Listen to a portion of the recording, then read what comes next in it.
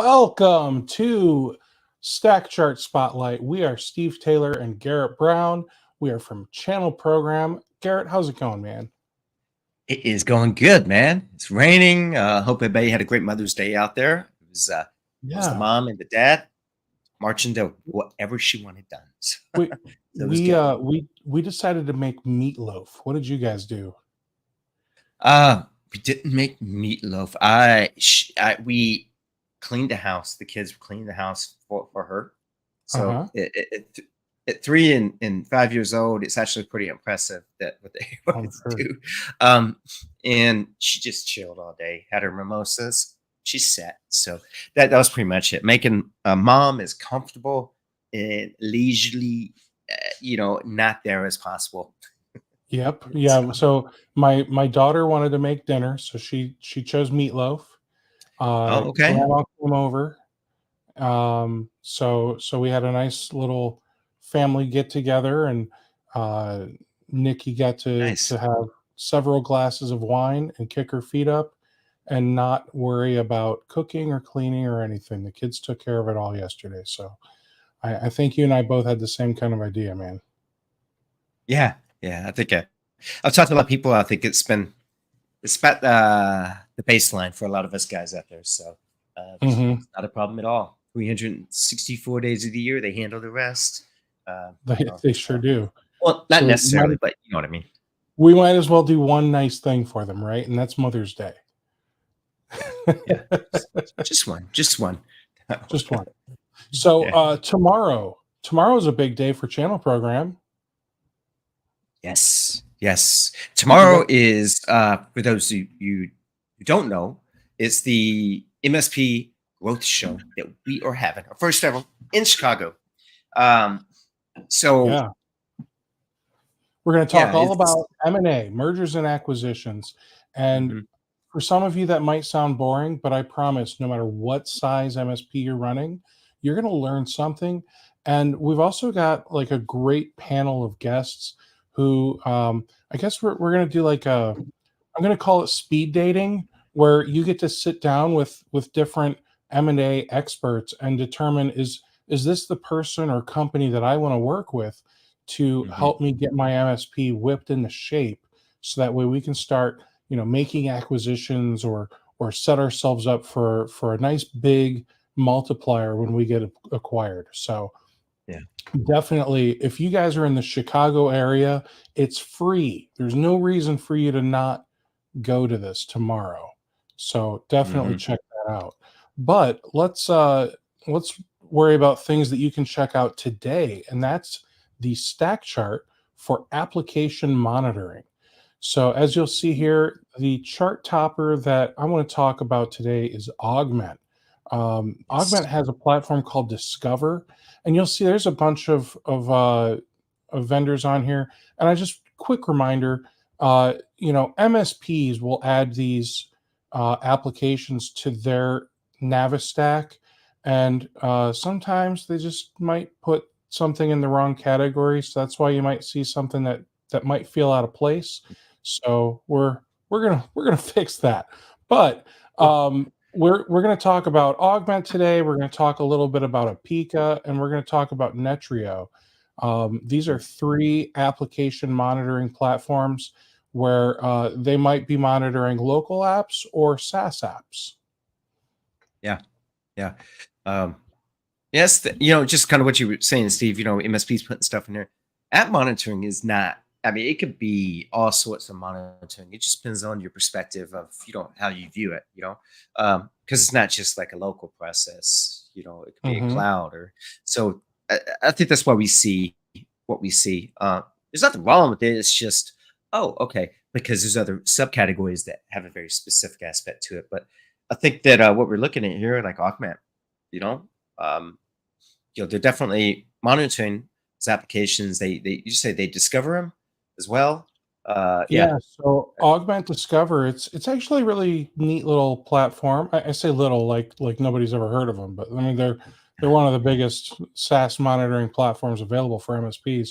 What Discover does is it will check for like shadow IT. So they've got a an agent that you can install onto all of your client computers, and it's going to like watch all the applications that are running locally as well as all the websites that they're going to, and it's basically going to say, oh look, this guy, even though he's running Outlook, he's also going to Gmail. Like, do we have some shadow IT happening? He's got OneDrive, but he's also going to Dropbox. So it's going to make a list of all the apps that all of the employees are using for each of your clients, and then you can go through and make educated, well-informed decisions on what needs to change. So I recommend checking Mhm. out that cover for that. If you were to hop into the reviews here, you can look and see uh, all the good, the bad, and the ugly. And let's be honest, it looks like mostly good. I'm seeing lots of 4 and 5 star reviews for Augment Discover here. Um, so yeah, that's Augment Discover. That's cool. I was gonna say there's if when they back up, I think it was SockSolder has they have cloud monitoring too, but with them their approach is more from like the MDR SIM type Yeah, capabilities. So it's there's again it's that like how how your view of monitoring is, but so there's all kinds of different ways here. So it just depends on what you use it for and what you're trying to do. You know. exactly, Um, exactly. So let's head into our feature spotlight. I'm going to keep it going for Augment. Not that there's anything wrong with any of these other platforms, but one thing that I really like about Augment is they've got that agent based approach. So, like I mhm. said earlier, it's going to be monitoring everything that's happening on each of your clients' computers, and it's gonna check the equivalent to Task Manager. It's going to look at all the applications, all the exe files that are running on every computer, and then it's also going to look at the browsers, Chrome, Edge. I think it even does Safari on Mac, Firefox, and it's going to take a look at all the websites people are going to. It's not going to do it in a way that's invasive, like it's not looking at the content they're doing. It's just looking at Mhm. the URLs to figure out, uh, you know, are they going to Dropbox, Gmail, Google Drive, uh, so on and so forth. So that way you get a list of all the platforms that they are using. Yeah.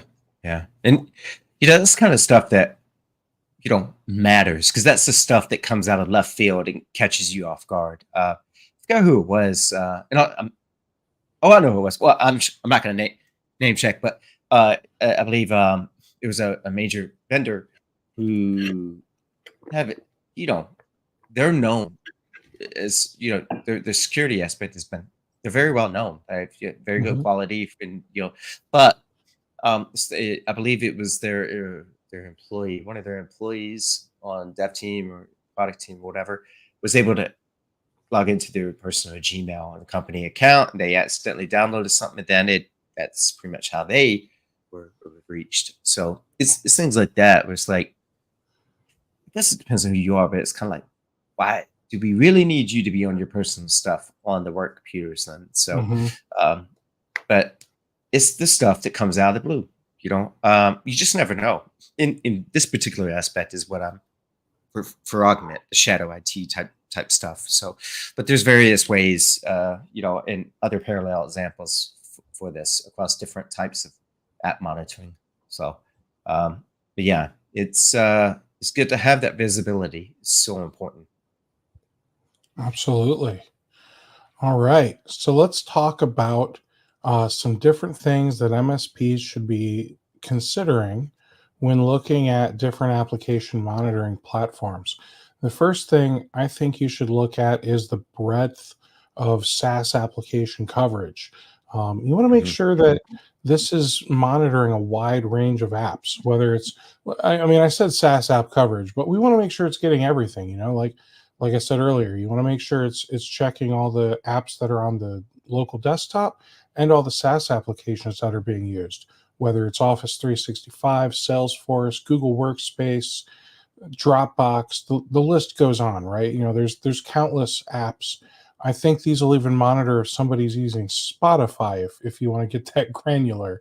Um, but yeah, just make sure you get something that's going to cover all of the different apps that that could be used, or at least all of the different apps that you want to support. Hmm. So that way you've got as much visibility as possible. Hmm. You know, if you mind me jumping in here, but one of the things I would Oh, definitely say, is I've looked at a lot of these. I've had a lot of demos, a lot of IT5s and all kinds of stuff. But it's one of those things that really stood out to me is um, the insights, like the usage. How in depth does it go? Because it's like, oh, it's nice that you can see some things, but um, as the person at the other end, um, what's the actionability? Like, how can I find it? How can I then say if Google or 365 go in there and kind of figure out how this happened or whatever? Because if it's not detailed enough, then you sort of have to go down this rabbit hole and try to connect some dots, figure out where it came from and how this happened. But so having those insights are critical because you can move quick, and then also maybe you can make some policies around what you're now seeing, maybe a trend that you just didn't see. So yeah, that's something I definitely recommend looking into. See the granular detail and the insights that it can give you that make your job easier. yeah, and you also want to consider ease of deployment. MSPs have enough things to deploy um, when onboarding a new client. So, is this something that you're able to automate with a script as part of your RMM, or maybe an Intune policy if that's the route you go? Or is this something that requires a little more hands-on? You want to consider that when bringing on one of these companies. Um, and you also want to consider, like, how many clients are you onboarding, right? Um, if you only onboard, a new client every quarter, you could probably justify spending a couple 2-3 hours setting up the back end of one of these dashboards.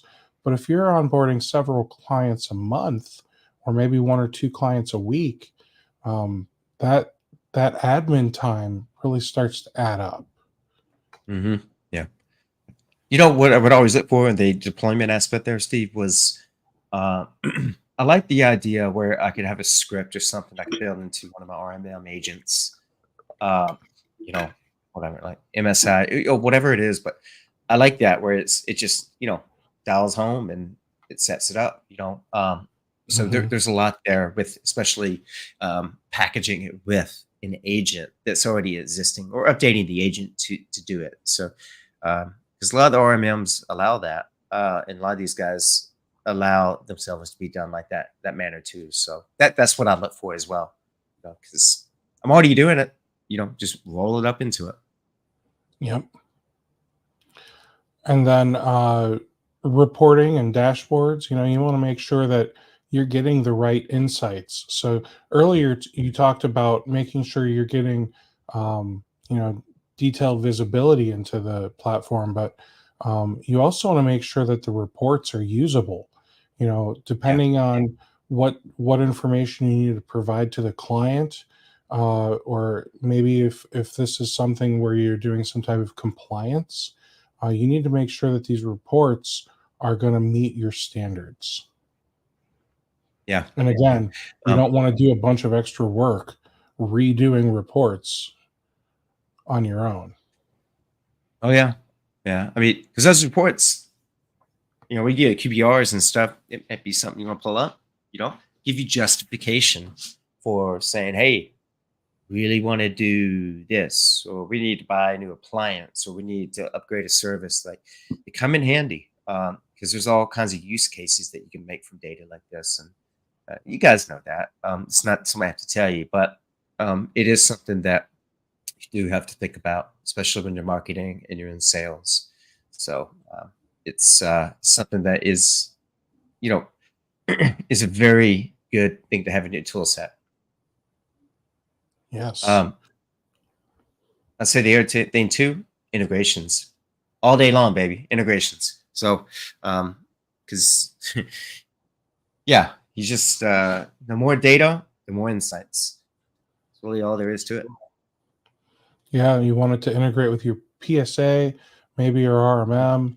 You need it to integrate with your client's Microsoft 365 tenants, so that way, um, it's able to see what users you have and what tools they're using compared to what tools they're licensed for. So that way you can maybe see, are they over provisioned? A lot of times people are assigning licenses that have way more than what each end user is actually using, and Hmm. um, there's no rhyme or reason. It's just, oh, I require all my clients to have a Microsoft E3 license. Okay, but they're not using all of the features, so why don't we switch to Business Premium or E1 or something else, right? So um, yeah, definitely make sure that this integrates with all the different tools that you're using and managing. Hmm. Yeah. And then the last thing I want to talk about is kind of like the roadmap and innovation. Um, Garrett, we are a SaaS company.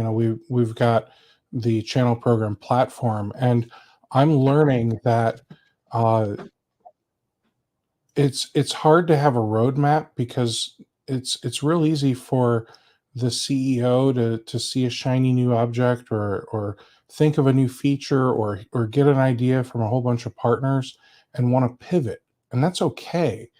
But so I guess what I'm saying is it's okay if they don't necessarily have a roadmap per se, but you want to see that they're innovating.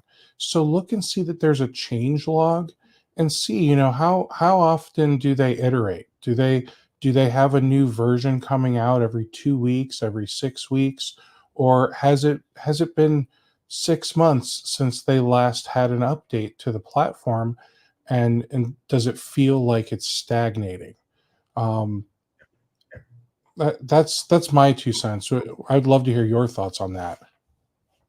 Um, yeah, I think roadmaps are standard. Every company has them, and it's Yeah. already projected for the for the quarter, for the year, or and beyond. But as for what you're saying about CEO pivoting, I don't think it's really necessarily more of a pivot or a shiny object. It's more like okay, we're learning a few things. Um, we should consider this. So That's a good sometimes I way to view put it. that as evolving as you go, as opposed to because the roadmap could is always going to change. That's the whole point of them. Mhm. Is it's like a business plan. It's a live document. So uh you know things like that, when you're looking at roadmaps for others, they're basing this off what they're hearing out there. Um even though they're like, we know the direction we're going, it doesn't really take them off of it, but it helps improve the product as they're getting that. It's not just CEOs. We're talking product managers, roundtables, and you know all kinds of people. So it is, that's the innovation aspect. You know, Mhm. um, is being able to do something. Hey, it'd be really cool. We haven't seen this out there, and it's still part of it. But it's like, okay, how much of a business case is this? So, yeah, it's always good to see roadmaps and just kind of see what they're thinking. So, but some roadmaps just aren't out there, and that is okay. That is definitely okay. It's because some roadmaps are so innovative that you just don't want everybody seeing them. But it's something that just kind of watch what the vendors doing, and you'll kind of get an idea, especially in those talks. So roadmaps are they're interesting. Documents what you're going to show, what not, what you're not going to show. You know? Absolutely. All right. Well, hey, that is all we have time for on this week's StackChart Spotlight. So catch us next Monday, 2 o'clock Eastern, Yeah. where we talk about the next Stack chart. And Yeah. we'll catch you later.